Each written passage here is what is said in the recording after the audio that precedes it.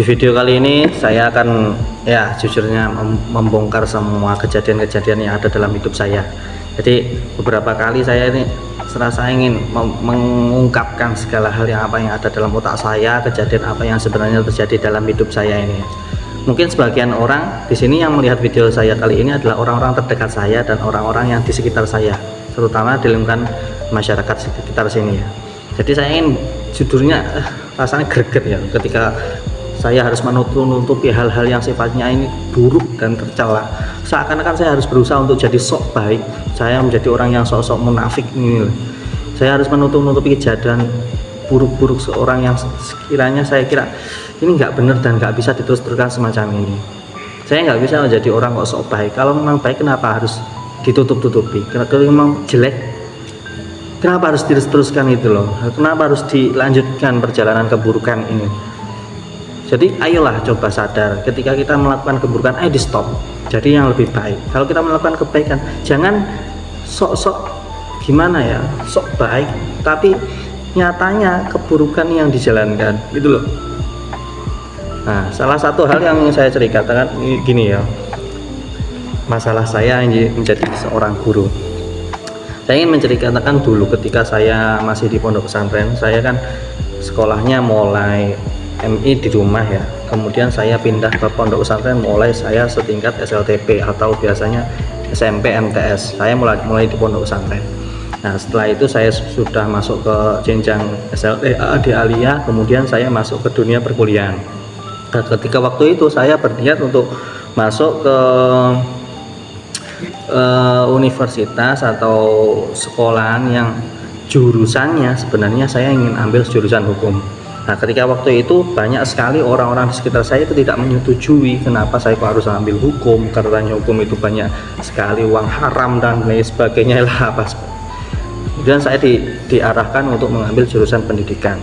Nah, mau nggak mau karena saya diarahkan, yang mengarahkan nggak cuma orang satu dua, bahkan mulai dari guru saya di pondok pesantren itu ada dua harus mengarahkan saya ke jenjang pendidikan, kemudian orang tua saya baik bapak atau ibu saya, kemudian mbah saya, semua mengarahkan saya untuk menjadi seorang pendidik.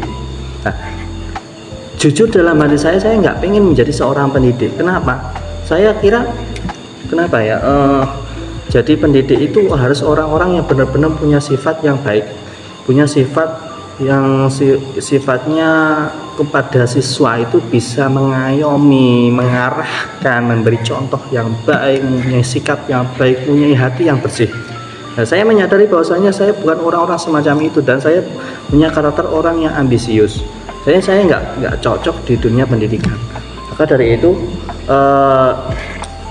saya dengan terpaksa untuk harus mengambil jurusan pendidikan ini karena semuanya tidak menyetujui hal yang saya pilih ini, termasuk di jurusan hukum tadi yang saya ceritakan. Nah, mau nggak mau karena saya sudah mengambil jurusan pendidikan, maka saya harus berkarir di dunia pendidikan.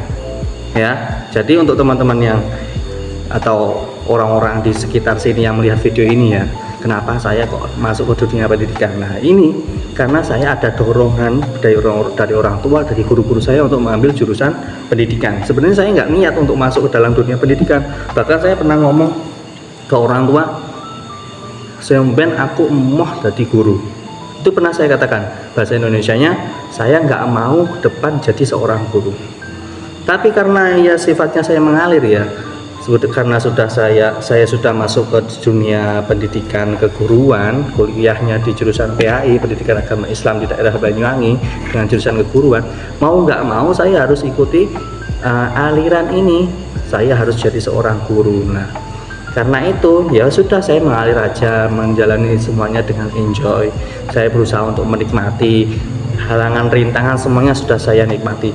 Tapi yang namanya kerentek hati itu nggak bisa dibohongi ya. Kita nggak bisa membohongi diri kita sendiri. Kita bisa membohongi orang lain, tapi kita nggak bisa membohongi jati diri yang ada dalam diri kita. Kalau kita nggak niat, nggak kerentek, nggak punya passion di dalam situ, sulit kita mau jalan mulus, itu sulit ya. Jadi setelah itu saya kan ngajar di pendidikan di pondok pesantren itu selama 3 tahun. Jadi selama saya mulai kuliah, saya masuk S1 itu tahun 2020 ya, awal corona saya sudah mulai ngajar. Jadi saya lulus SMA, saya ngajar di SMA dan di SMP ya. Karena itu ya mengalir itu tadi loh, saya mengajar di SMP, di SMA, di pondok. Nah setelah 3 tahun mendekati KKN, saya menyatakan diri saya mau keluar dari pondok. Karena apa? Saya kira saya nggak bisa, kalau di pondok tuh saya mau berkembang gimana, nggak bisa saya berkembang di pondok, kerja nggak boleh di sana, gajinya juga sedikit, kemudian saya mau apa-apa terbatas karena lingkungan pesantren itu tadi. Nah mau nggak mau saya harus keluar dari pesantren, kemudian saya pulang ke rumah. Nah karena saya sudah terbiasa di dunia pendidikan dan saya berusaha untuk menikmati, sebenarnya saya di dalam pondok pun saya juga cerita dengan teman-teman guru yang ada di dalamnya, saya nggak nyaman di dunia pendidikan ini, saya harus berdrama, saya nggak punya ketika masuk kelas itu kan guru itu harus bisa perform sebaik mungkin ya, harus bisa menunjukkan bahwasanya kita itu dalam kondisi yang baik-baik saja. Sedangkan di luar itu sebenarnya kita kan nggak baik-baik saja, tapi ketika di dalam kelas kita harus berusaha untuk baik-baik saja. Nah, drama ini membuat seakan-akan kita menjadi seorang yang palsu, seorang orang yang harus menipu anak-anak. Nah itu yang saya rasakan selama ini, maka dari itu saya merasa nggak nyaman ketika saya berada di dunia pendidikan. Nah, saya berkali-kali ngomong semacam itu terhadap teman-teman guru yang ada di pesantren maupun di teman-teman guru yang ada di sekolah saya yang kemarin. Setelah itu ya, kan saya pulang ke rumah. Saya ngajar di nggak ngajar, sebelum itu saya masih nganggur, nggak ada tempat mengajar. Nah, kemudian saya ditawari untuk masuk ke dalam salah satu sekolah yang ada di sekitar rumah saya. Nah, setelah itu saya masuk. Itu bukan karena saya ngelamar loh, jujur saya nggak ngelamar ke situ.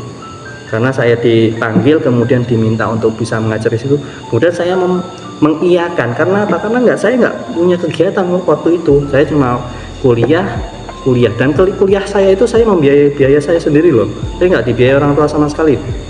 Ya bantu sedikit banget, ya berapa persen, 5% lah dari total 100% biaya kuliah itu saya dibantu cuma ya 5%.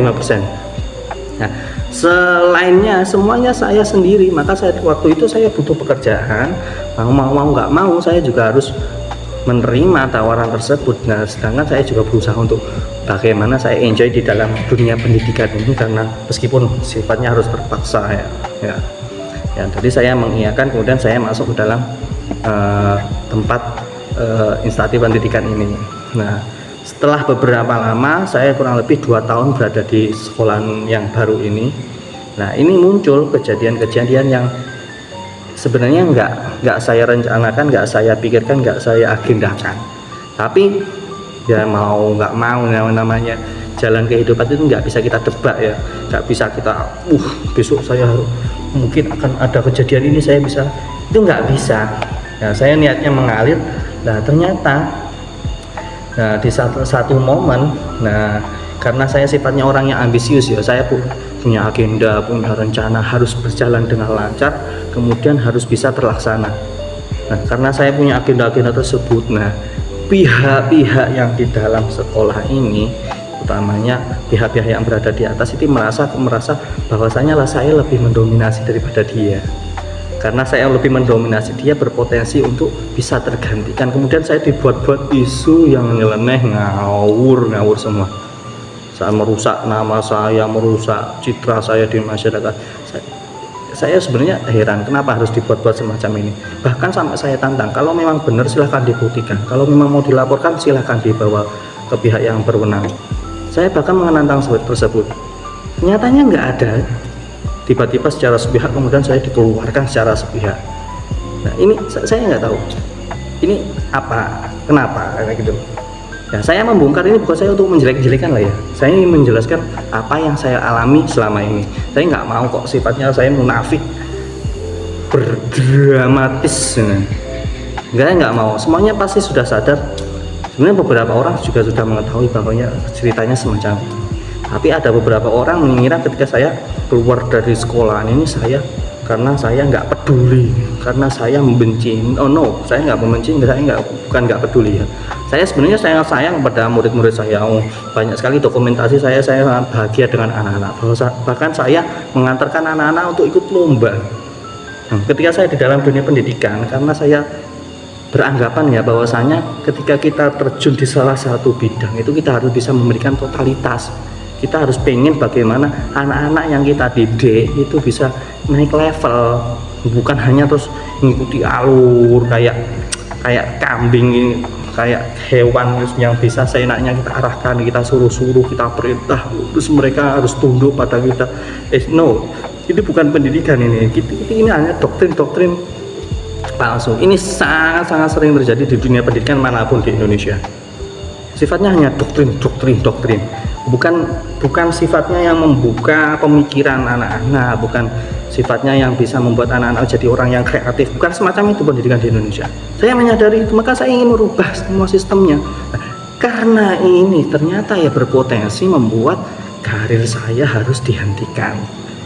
Jadi perlu disadari untuk orang-orang yang ada di sekitar sini yang menonton video ini, ataupun teman-teman yang nggak ada yang kenal di sini ya, bahwasanya saya ini keluar dari dunia pendidikan bukan dari keinginan dari saya, memang ini ya sudah keputusan secara sepihak.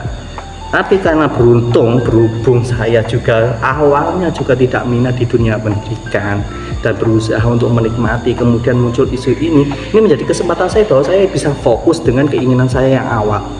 Bukan berarti terus saya harus kuliah lagi untuk mengambil jurusan hukum, tidak. Tapi saya sekarang lebih mengubah target saya untuk menjadi seorang pebisnis sukses. Nah, semacam itu.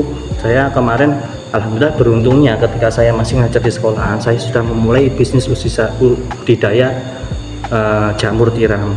Nah, karena saya sudah memulai ini, sudah saya rintis, mulai saya mengajar, alhamdulillahnya ketika saya sudah dikeluarkan ini, saya bisa melanjutkan dan malah bisa fokus di bidang budidaya jamur tiram ini.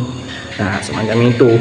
Jadi jangan beranggapan teman-teman bahwasanya saya itu nggak peduli dengan anak-anak, saya nggak pengen anak-anak kok jadi kurang bodoh karena saya nggak mau ngajar di situ, saya nggak mau mengamalkan ilmu saya. Katanya bahwasanya orang yang terbaik adalah orang yang ilmunya bermanfaat.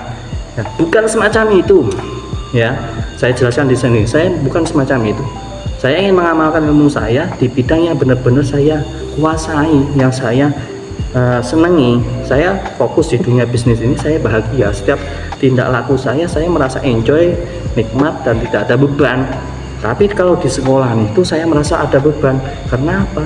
Karena saya harus diatur-atur orang, harus diarahkan, dan banyak sekali kebohongan-kebohongan yang di dalam dunia pendidikan yang teman-teman sebenarnya sudah tahu semua. Ini rahasia umum. Gak mungkin kok anak-anak nilainya bagus semua itu direkayasa semua.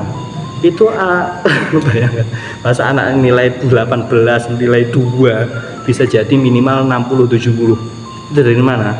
Bahkan anak sebodoh apapun di sekolah itu bisa nilai 70, nggak mungkin di bawah 70 karena KKN-nya tersebut. Bahkan anak yang sebenarnya seharusnya nilainya 100 itu dibuat-buat amriye agar tidak tinggi di atas 95 karena terlalu sempurna. Ini pendidikan macam apa semacam ini? Seakan-akan kita harus memberikan nilai bagus, tapi sejatinya mereka kurang bagus. Yang sebenarnya bagus malah nggak boleh terlalu bagus, karena ini kan pembohongan semuanya. Masa mungkin ada pendidikan semacam ini harus diteruskan? Nah, maka saya sebenarnya ingin mendorong bagaimana anak-anak ini lebih didorong dalam hal sebenarnya skill-skill yang bisa membimbing mereka dan membantu mereka di masa depannya. Contoh, saya kemarin ingin menggagas ekstrakurikuler gambar, melukis, drama. Ini kan banyak sekali ekstra sepak bola termasuk badminton. Saya kira ini kan membuat mereka ini jadi lebih semangat dalam belajar, semangat dalam kehidupannya, bisa memicu prestasi mereka di masa depan. Ini kan bagus tuh. Ternyata malah nggak setujui, malah saya ditentang, malah saya dikeluarkan secara sepihak. Ini maksudnya gimana? Saya kan inginnya bagus dong. Nah, ini mungkin dari beberapa pihak nggak setuju saya membuat video semacam ini, seakan-akan saya menjelek-jelekkan sekolah yang ada. Bukan dalam rangka menjelekkan, bahwasanya ada sistem yang salah dan harus diperbarui di sini.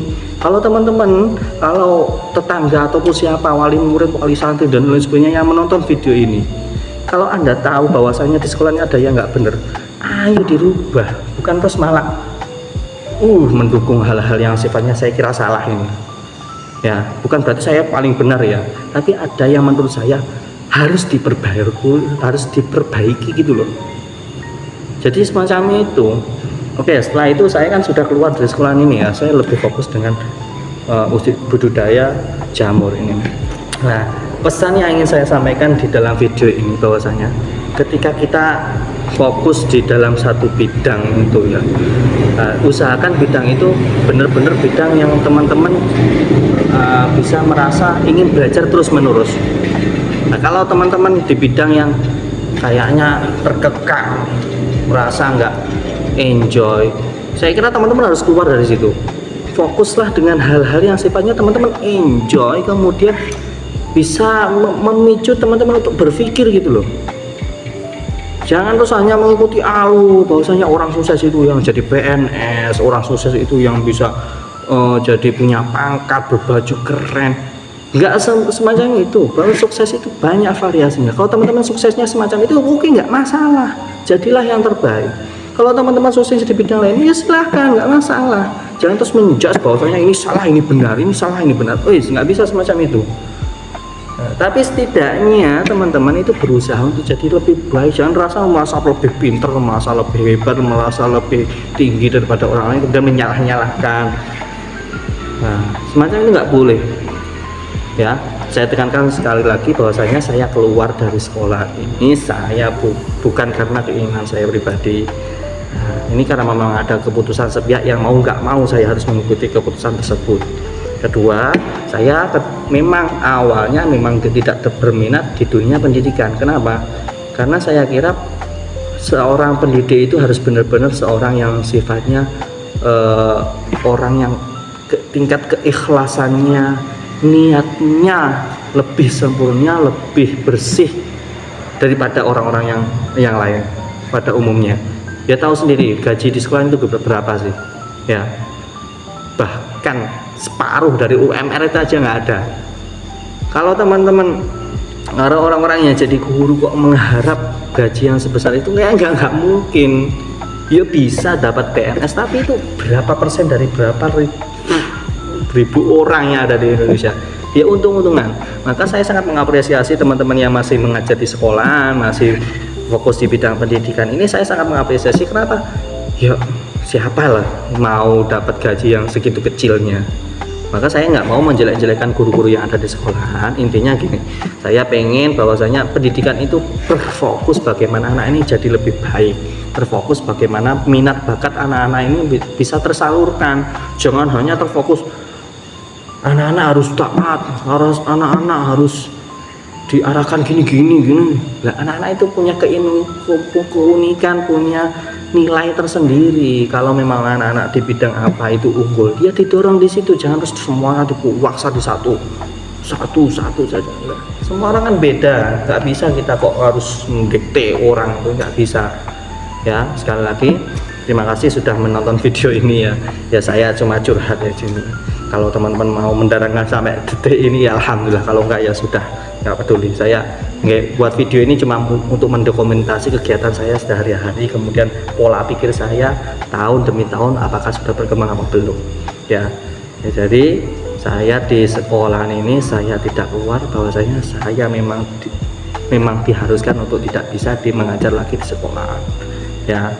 Jangan beranggapan bahwa saya benci dengan anak-anak. Saya sangat sayang dengan anak-anak, bahkan saya sangat peduli dengan anak-anak. Bahwa saya sangat ingin anak-anak itu kedepannya jadi orang-orang yang sukses. Kalau kita semua jadi sukses kan enak ya. Kalau ada apa-apa saling bantu, bukan kalau ada apa-apa saling gresulo, saling mengeluh kan nggak enak. Kalau sama-sama sukses kan, kalau saling membantu kan enak, saling kasih uang itu kan enak di situ. Satu, itu alasan saya untuk. Yang kedua, saya ingin menyampaikan bahwasanya untuk anak-anak yang ada di sekolahan, jadi gini, Pak Kiram bukan nggak peduli dengan kalian. Memang keadaannya semacam ini, berkali-kali Pak Kiram sudah ngomong bahwasanya setiap tempat itu ada aturan, dan kalau kita nggak bisa ikut aturannya ya terpaksa kita harus keluar. Sedangkan banyak sekali aturan-aturan yang Pak Kiram merasa nggak benar. Nah, mau nggak mau Pak Kiram harus dikeluarkan dan harus siap dengan konsekuensi yang ada. Pak Kiram berharap kalian yang nonton video ini, murid-murid Pak Kiram, jadi yang terbaik lah. Fokus saja dengan apa yang anak-anak bisa, fokus saja dengan apa yang anak-anak minati. Kalau pinternya di